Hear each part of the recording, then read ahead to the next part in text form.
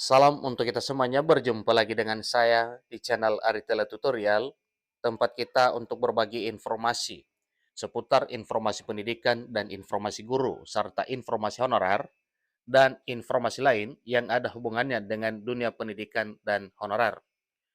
Pada pertemuan ini, saya menyapa seluruh Bapak Ibu honorer senair yang selalu setia melaksanakan tugas tanpa mengenal lelah dalam melaksanakan kegiatan pelayanan publik di instansi pemerintah pusat, demikian dengan instansi pemerintah daerah. Saya yakin bahwa Bapak Ibu honorer selalu semangat dan selalu dalam keadaan sehat walafiat. Pada pertemuan ini, ada satu hal penting yang perlu saya sarankan kepada seluruh Bapak Ibu honorer. Ini merupakan kabar gembira terkait dengan revisi Undang-Undang Aparatur Sipil Negara yang segera akan disahkan oleh pemerintah di tahun 2023 tahun ini. Di sini disampaikan bahwa segera disahkan, ini bocoran revisi Undang-Undang Aparatur Sipil Negara. Ini informasi yang dimuat oleh CNBC Indonesia pada hari ini 26 September 2023. Bapak Ibu, apa dan bagaimana yang disampaikan di sini?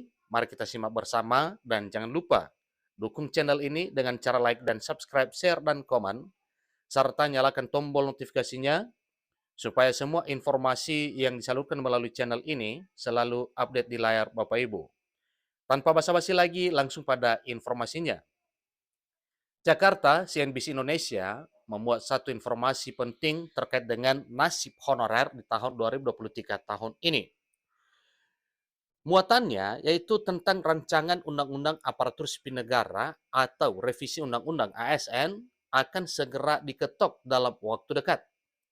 Pasalnya pembahasan panitia kerja atau panja revisi Undang-Undang Aparatur Sipil Negara, Panja RUU ASN, akan segera rampung. Revisi Undang-Undang Aparatur Sipil Negara ini akan menandai reformasi besar di bidang kepegawaian, pemerintah sekaligus mengatur birokrasi di dalamnya. Pertengahan September lalu, Presiden Joko Widodo atau Jokowi selaku Presiden Republik Indonesia telah menggelar rapat terbatas khusus membahas revisi undang-undang yang akan merevisi Undang-Undang Nomor 5 Tahun 2014 ini.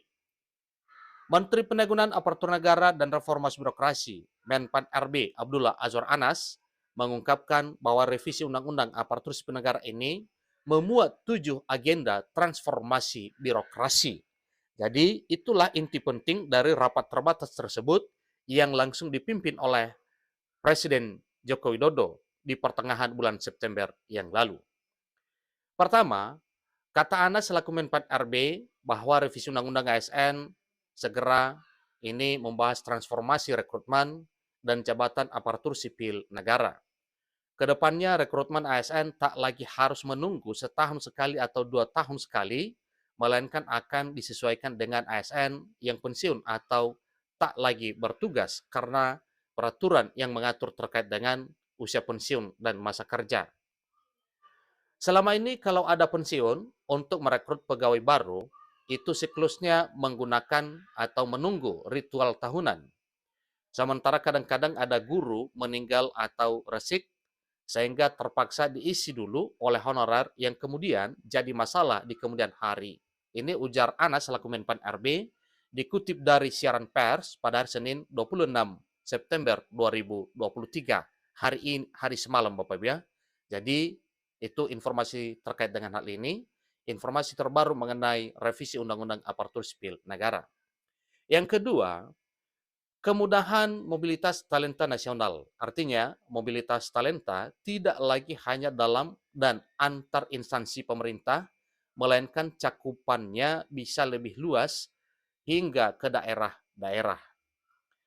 Jadi kita tahu bahwa talenta saat ini masih terpusat di kota-kota besar saja.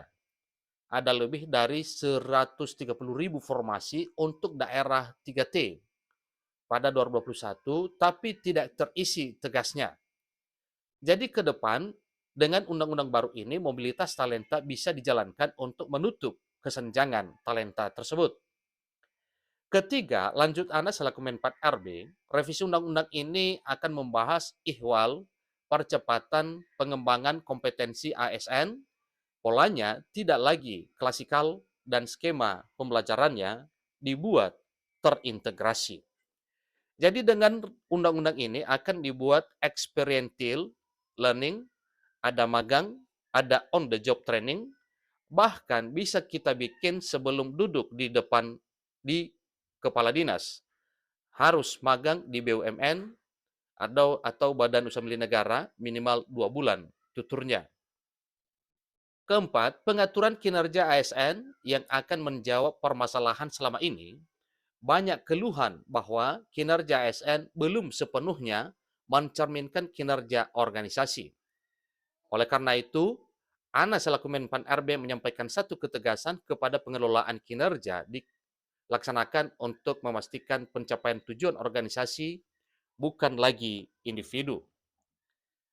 Agenda kelima dari revisi undang-undang ini adalah penataan tenaga non-ASN atau honorer. Pemerintah telah memutuskan untuk menunda kebijakan penghapusan tenaga honorer dari semula November 2023 diperpanjang menjadi Desember 2024. Dari sini kami sudah menyiapkan beberapa skenario yang insya Allah akan ada titik temu, ujar Anas selaku Menpan RB. Keenam, percepatan digitalisasi manajemen ASN juga akan segera diwujudkan dengan sistem data yang terintegrasi. Jadi dalam undang-undang yang baru ini, teknologi digital sudah terintegrasi sejak didesain. Digitalisasi tentu bukan sekedar aplikasi tapi mindset juga tidak kalah penting, ujarnya. Yang terakhir terkait dengan pembahasan pada informasi ini, yaitu revisi Undang-Undang Aparatur Sipil Negara ini akan mengatur penguatan budaya kerja dan citra institusi. Aparatur sipil negara telah memiliki core value, yakni berakhlak. Pada undang-undang yang baru, nilai dasar disimplifikasi agar mudah dioperasionalkan, mudah dipahami, dan berlaku sama di setiap instansi manapun. Itulah informasi Bapak Ibu terkait dengan 7 poin penting tentang bocoran isi revisi Undang-Undang Aparatur Sipil Negara sebagaimana informasi yang telah dimuat oleh CNBC ini, yang mana semua pernyataan terkait dengan hal ini adalah berasal dari sumber yang dapat dipercaya, yaitu Menpan RB yang menyampaikan beberapa hal terkait dengan revisi Undang-Undang ASN yang telah dibahas pada pertengahan September lalu, yang mana pada rapat terbatas tersebut langsung dipimpin oleh Presiden Jokowi selaku Presiden Republik Indonesia dan dihadiri oleh para menteri yang ada kaitannya dengan pembahasan revisi Undang-Undang Aparatur Sipil Negara. Demikian informasinya, semoga saja RUASN yang sudah digadang-gadang akan menjamin nasib honorer di tahun 2023 tahun ini bisa terlaksana ketuk palunya paling lama November 2023 tahun ini. Dengan demikian, selamat bagi Bapak Ibu honorer yang segera akan dijamin nasibnya untuk menjadi aparatur sipil negara dengan sahnya RUASN menjadi undang-undang yang sah dan resmi di negara Republik Indonesia terkait dengan ASN. Demikian, sampai ketemu pada informasi berikutnya. Terima kasih.